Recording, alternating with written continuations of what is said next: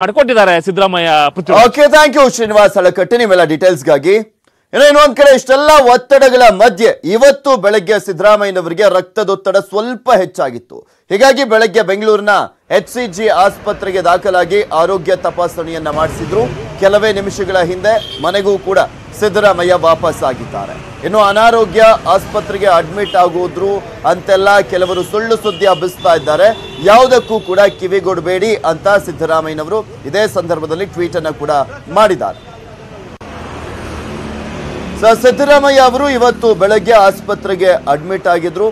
Routine ಚೆಕಪ್ಗೋಸ್ಕರ ಬಂದಿದ್ದೇನೆ, ಕೆಲವೊಂದು ಗಾಳಿ ಸುದ್ದಿಗಳು ಹರಿದಾಡ್ತಾ ಇದ್ದಾವೆ, ಅದ್ಯಾವುದಕ್ಕೂ ಕೂಡ ಕಿವಿಗೊಡಬೇಡಿ ಅಂತ ಕೂಡ ಮೆಸೇಜ್ ಅನ್ನ ಪಾಸ್ ಮಾಡಿದ್ದಾರೆ. ಟ್ವೀಟ್ ಅನ್ನ ಮಾಡುವ ಮುಖಾಂತರ ನಾನು ಆರೋಗ್ಯವಾಗಿದ್ದೇನೆ, ಫಿಟ್ ಅಂಡ್ ಫೈನ್ ಅಂತ ಅವರು ಟ್ವೀಟ್ ಅನ್ನ ಮಾಡಿರುವಂಥದ್ದು.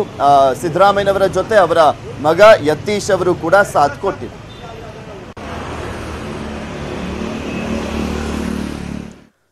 ಸಾಕಷ್ಟು